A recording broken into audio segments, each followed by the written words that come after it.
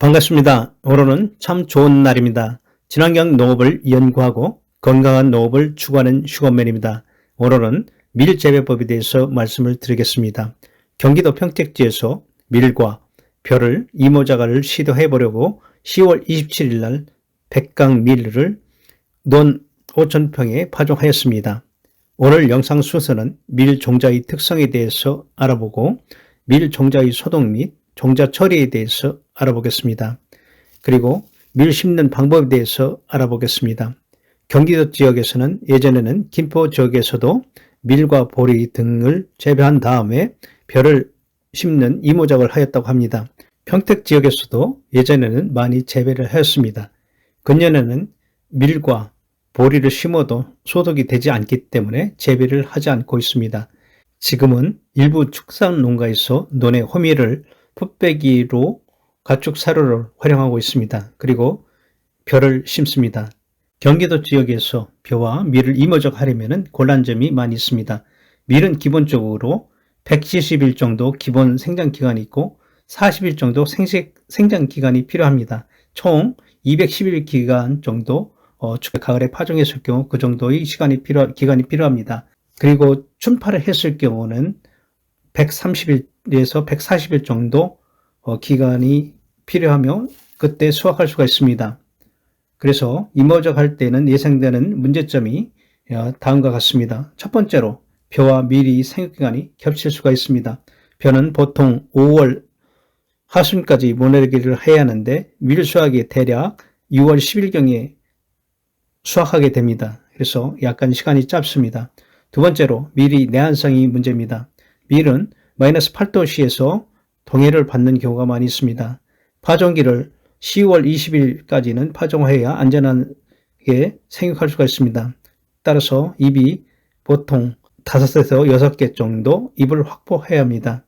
그래야 내한성이 최고로 발휘할 수가 있습니다. 세 번째로 논에서 심으면 과습과 건조의 피해가 우려가 됩니다.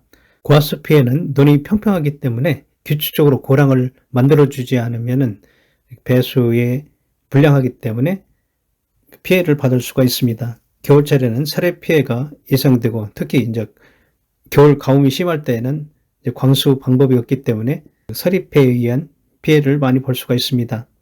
네 번째로는 밀 수확기에 비가 많이 내릴 수가 있습니다.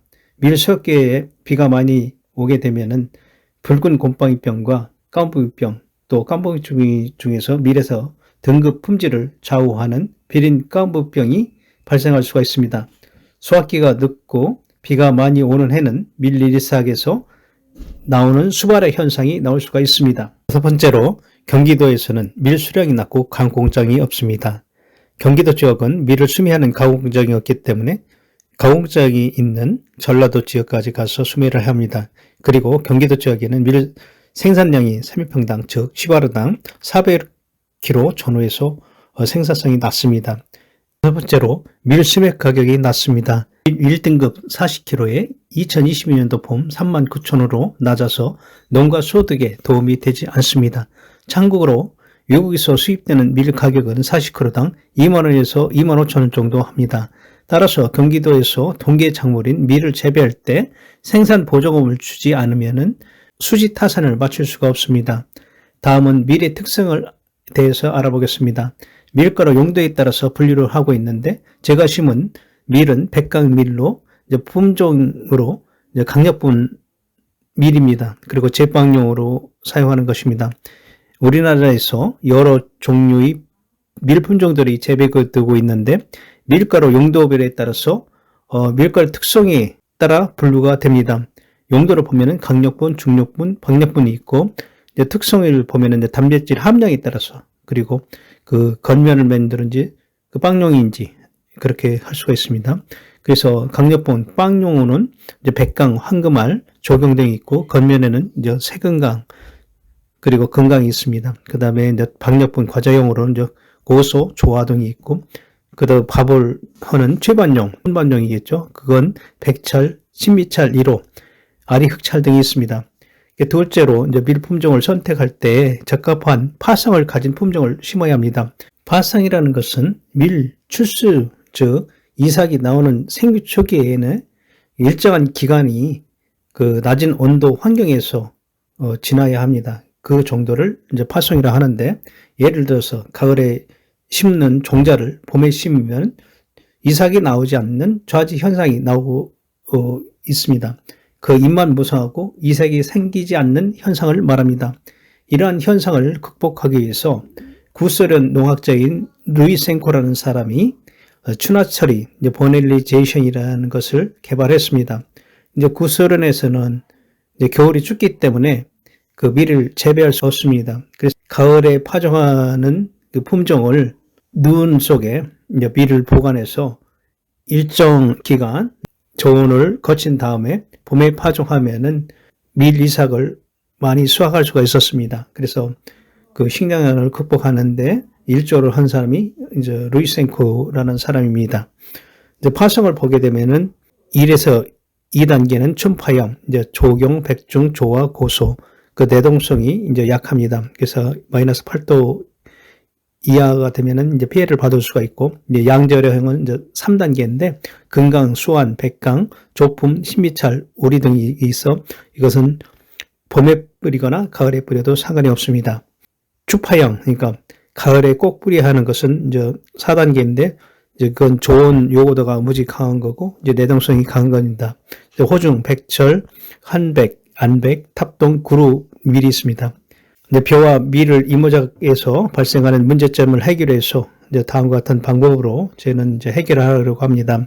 첫 번째로 이제 방법이 종자 프라이밍 처리입니다. 예를 들어서 종자에 소독하기 전에 이제 붕소나 아연, 발화에 도움이 되는 그 생육 촉진 물질을 물을 검색해서 그 물에 12시간 정도 담갔다가 종자를 파종하는 것입니다. 두 번째 방법은 이제 밀 재배에서 이제 비료 사용량인데, 이제 밀가루 얼마큼 많이 주느냐에 따라서 달라질 수가 있습니다. 이제 밀 종실 1kg를 생산하는데 필요한 비료 흡수량을 보면은 대략 질소가 32.1g, 그리고 인산이 13.2g, 칼륨이 18.9g 정도 필요하다고 합니다.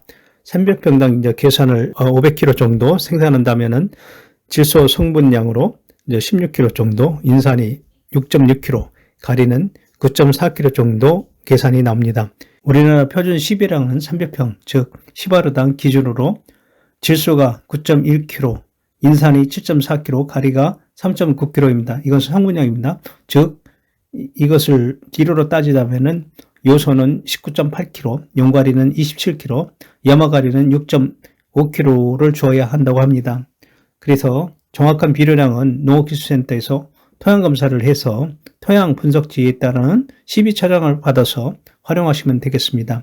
참고로 질소질은 미끄럼과 읍끄럼 비율을 중북부 지역에서는 50대 50, 남부 지역은 40대 60 정도 주셔야 하고, 기타 비료는 미끄럼, 즉 기비로 전량 시비를 합니다. 특히 제빵용 백강밀은 추비 시기가 3, 4단계로 나눠져 있습니다. 질소를 12.1kg을 총량을 10화라당 주는데 미끄럼으로 3.6kg를 주고, 재생기인 2, 3월에 5.5kg를 주고, 출수기에 3kg 정도 주어야 합니다. 세 번째로는 이제 파종 작업에 대해서 말씀을 드리겠습니다. 파종 시기가 너무 일찍 파종하게 되면은 겨울이 오기 전에 이삭이 생겨서 얼어 죽고, 너무 늦게 파종하게 되면은 식물체가 어려서 월동하는 중에 얼어 죽기 쉽습니다. 또 분할이 잘 안 되기 때문에 수량이 감소할 수가 있습니다. 따라서 파종 시기를 살펴보기로 하겠습니다. 저는 경기도, 강원도고 경기도 지역만 하겠습니다. 시기는 추파를 할 경우는 10월 10일에서 20일 정도 하시고, 세조파로 할 경우는 파종량이 10에서 13kg, 휴립 광산파로 이렇게 해서 할 경우는 16kg 정도, 전층파로 할 경우는 16에서 20kg 정도 종자량이 필요합니다. 그래서 가을에 파종하게 되면 수량성이 30% 정도 중수가 됩니다. 북부 지역에서 춘파, 그러니까 봄에 파종할 경우는 2월 하순에서 3월 상순경에 파종을 해야 하는데, 파종량은 가을 파종보다 20에서 30% 증량을 해야 됩니다. 그래서 파종량은 20에서 25kg 정도 파종을 해야 합니다. 제가 밀 파종을 27일 날, 28일 날 마쳤습니다. 시기적으로 약간 늦었지만은 날씨가 온화한 관계로서 이제 크게 생육에는 지장이 없을 것으로 생각이 됩니다. 다음은 밀파종 방법에 대해서 알아보겠습니다.